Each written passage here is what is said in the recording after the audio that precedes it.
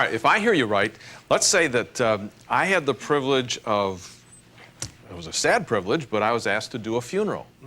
And I had known this lady, and so about a month ago, I flew down to Florida and did the funeral.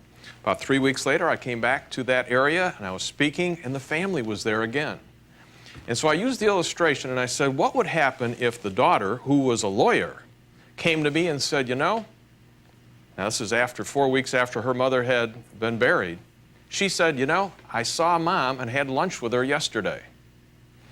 Now, I think what you're saying is none of us would immediately, even if she's a lawyer, and even if she was a credible testimony, we would say, you know what, now that you've told me that, I need to put your mother's phone number back in my phone book.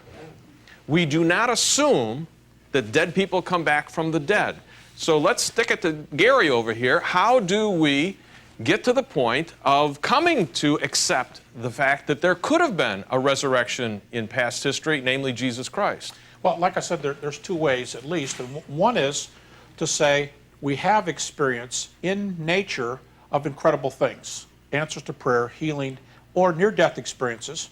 Near-death experiences that arguing that life after death is true.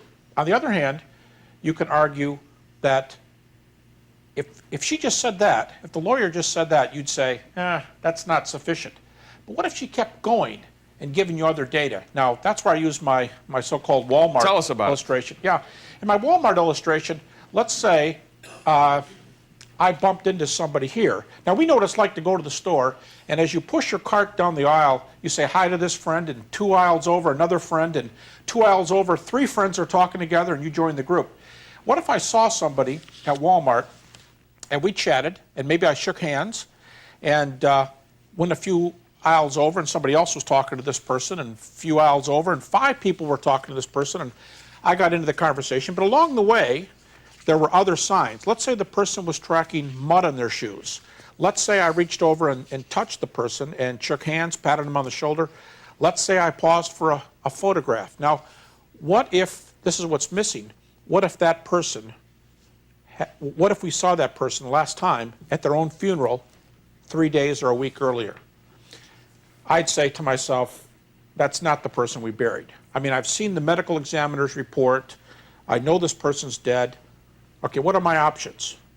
It's a twin brother. And whatever, these are called naturalistic theories. But let's say the person says, no, you know I was injured in a serious car accident. Well, here's the scar. It's not a twin brother. It's me.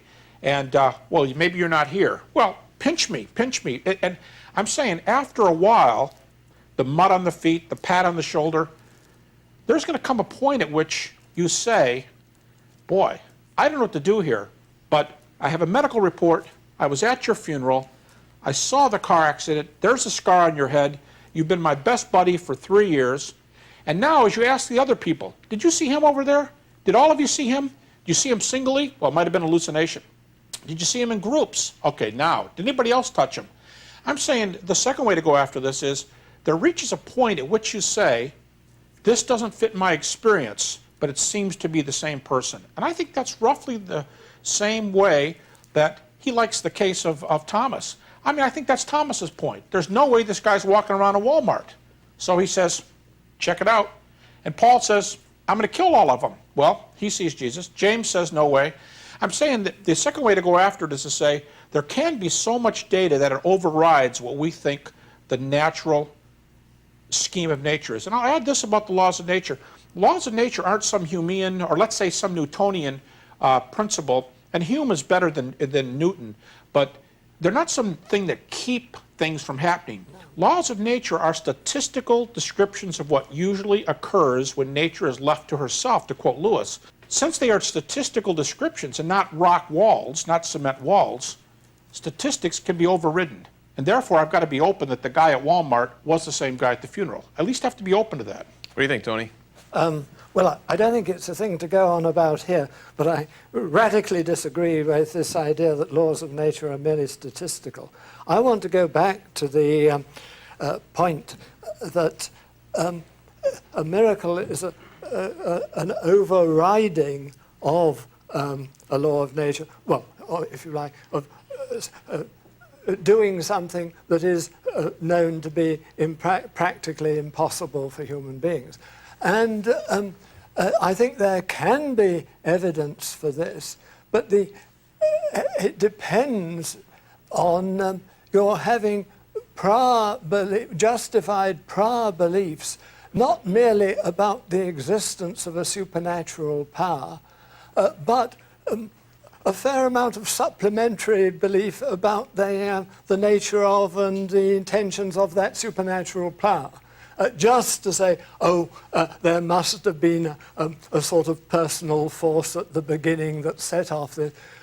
What is really wanted and is available, surely, in this particular case that we're arguing about, is the whole tradition of Mosaic theism.